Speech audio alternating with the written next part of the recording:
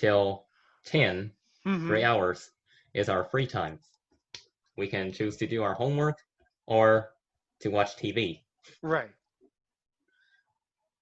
So And our then schedule is pretty well established.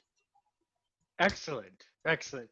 And then so then at 2200, then does a like a residential person or an RA like say, okay, you guys need to turn off the lights and just everybody lie down and go to bed now? Do they say that? No, they gave us the limit. When 10 o'clock came, you must go into your room. Mm-hmm. You don't have to go to sleep, but you must have your door closed and light shut. Right. Mm-hmm. Or I you don't have see. to shut your light. And one thing that I noticed about Georgia Academy for the Blind is that the door cannot be closed all the way. Like, there isn't a thing that clips in place to the door stopper. Right. So Mm. the twister thing on the door is basically a decoration. I I see. I see. Well, I mean that's because it sounds like there are children at this school, right? No, each student is grouped based on age group. In my cottage, the youngest is 14, and Hmm. he's the only eighth grader, and living with a bunch of 17 to 20-year-old juniors. Right. Mm-hmm. I see. I see. Hmm. Well, good. Good. And are there people that like walk around the campus and like keep you safe, or is there a good security presence on this campus? Oh yes, the security, you don't have to worry about it because it's top of the line, and we're only allowed to walk outside around our building, our Mm-hmm. cottage. Hmm. So the cottage staff can have better field of view of both the student, of all the Right. students, both in and out. Mm-hmm. Good. Good. And what can you tell me about some interesting teachers at this academy?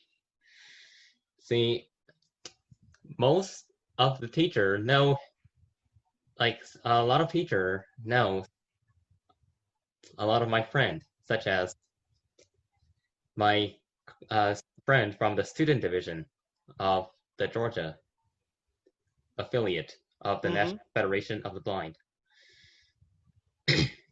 So they know who Armando is and other friend. Mm-hmm. So I Well, can start a conversation easy with those teachers. well, good. Cool. And how is the food? Is it like a cafeteria style? What can you tell me about? Yeah, I can tell you that the food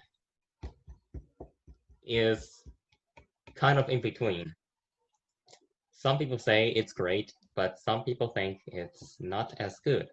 But in my opinion, the food is in between.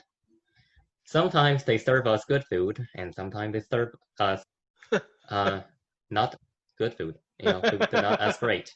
It probably depends on your behavior. I think there's a secret there. If you misbehave, they give you the bad food. Yeah, you would imagine that. You would think that, but they basically they got the school got their fund through the government, Mm-hmm. so they have to use most of that money for food. So the Mm-hmm. food might be a little defect. You know what I mean? Sometimes they serve as like fast food, and but we must have our daily fruit and veggie, and that Mm-hmm. cannot be skipped. Mm-hmm. I see. So they're on they have you on a diet at the school to help you diet properly. Oh yes, yeah, we must have a cup of fruit Hmm. every meal. Mm-hmm. I see. I see. Good.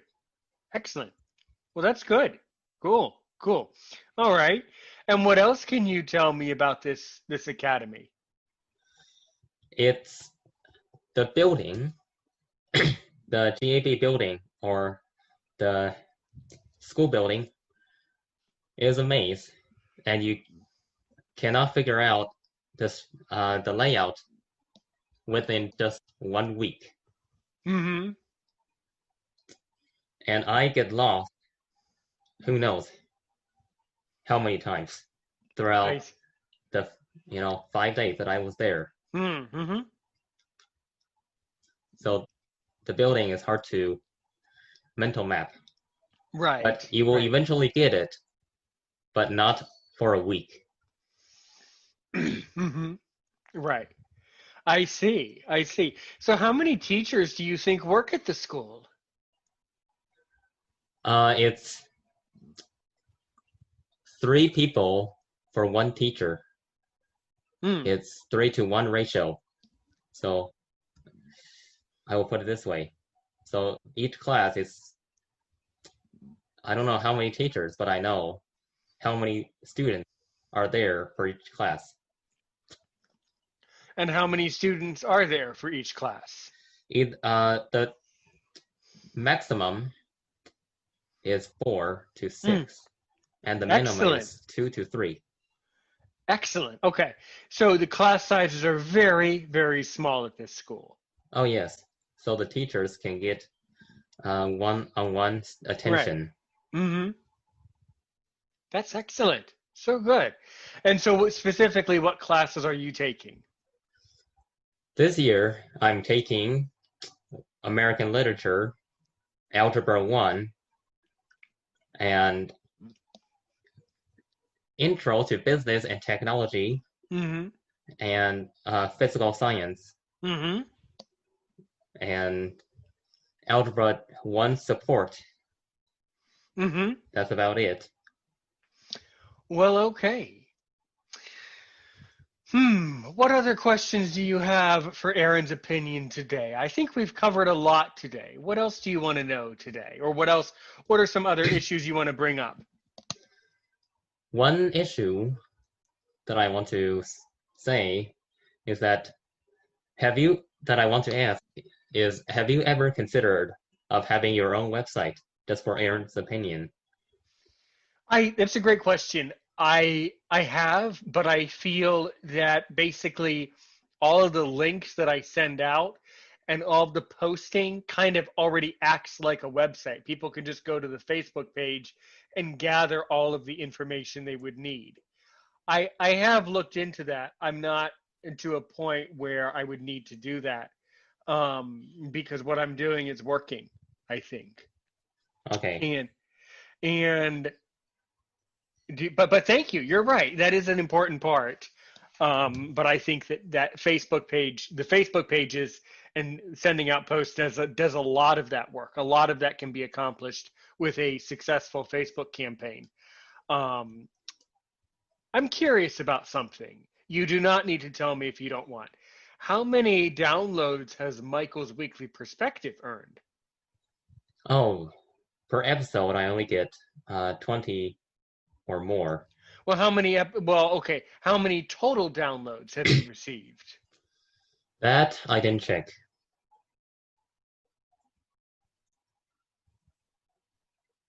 So I didn't check how many downloads that I have as of right now. Right, I'm curious. Yes. Mm-hmm. Yeah, because, if I do that, then I might, then that's not the point of why I produce the podcast. If I check how many downloads that I have, because that's true. True. I'm not producing podcasts for profit. Right.